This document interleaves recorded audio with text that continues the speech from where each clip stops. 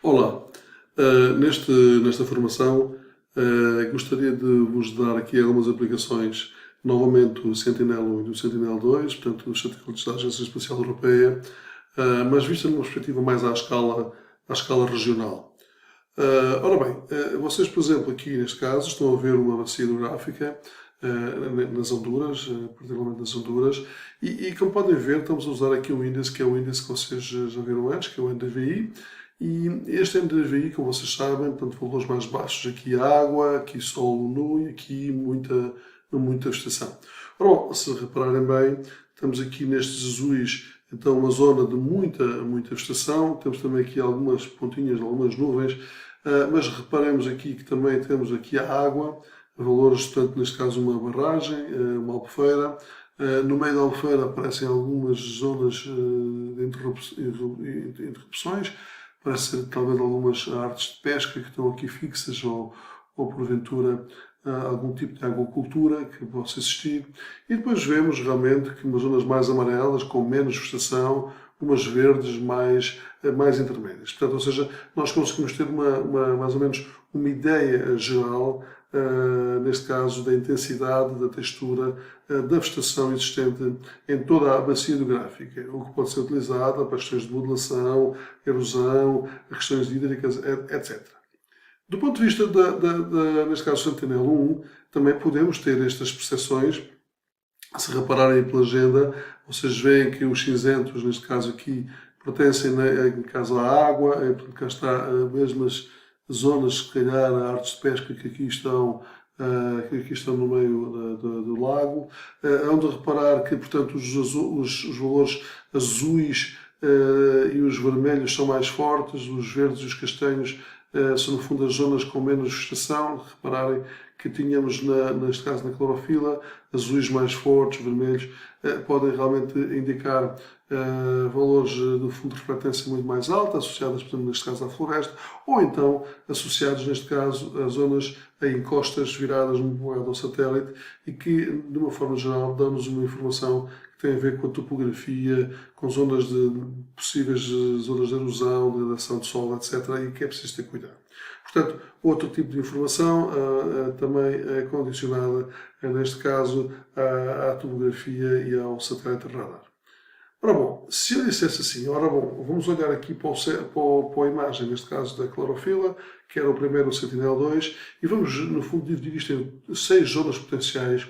do ponto de vista de biomassa. Ora, aqui teríamos então em que a zona, neste caso a zona 1, seria no fundo a água, e que depois teríamos 5 zonas, basicamente o 2 ou 6, com diferentes distintos potenciais de biomassa. Pelo menos atuais, não quer dizer que sejam potenciais futuros, mas atuais. Em que o 6 aparece a biomassa, em princípio, aqui existente máxima, e portanto, que pelos vistos pode revelar aqui zonas de desenvolvimento de biomassa e potencial de massa muito características, associadas aqui a determinado tipo de zonas. Imagino que talvez a altitude, as zonas do café e outro tipo de sistemas de produção. As zonas, diria que mais baixas, ou que neste momento têm menos biomassa e menos potencial de biomassa,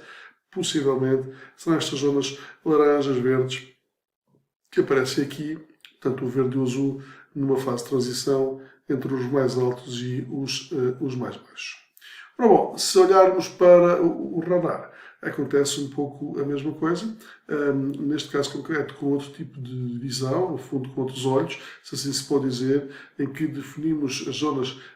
neste caso também vermelhas, com as refletâncias muito mais altas do satélite, e neste caso podem ser zonas de declives muito grandes, no fundo em costas viradas ao satélite, e que podem definir zonas realmente topograficamente muito perigosas no que tem a ver com questões ligadas à erosão. E depois, por sua vez, os laranjas,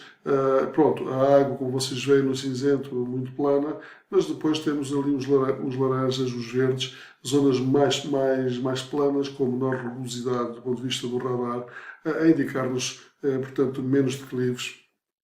e menos retrodispersão face ao satélite. Portanto,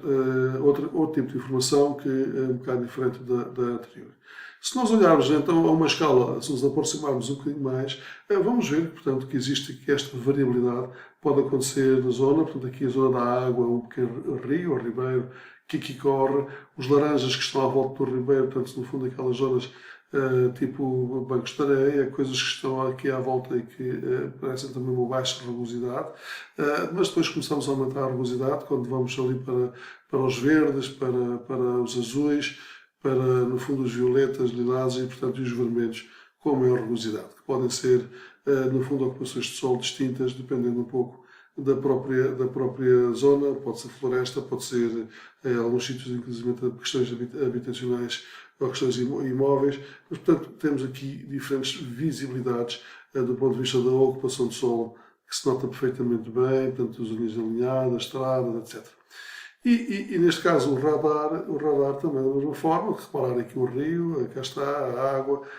as bolsas vistas naturalmente não aparecem da mesma forma, portanto, ou seja, a rugosidade é totalmente distinta e neste sentido temos outro tipo de informação que não está contida na imagem anterior. Ora bom, em resumo,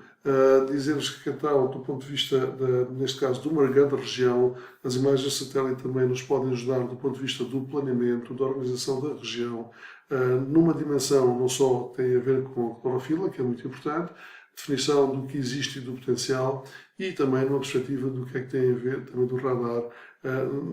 questões que têm a ver com a rugosidade do terreno, não só topográfico, mas de outros, se fizermos então os locais de observação mais próximos.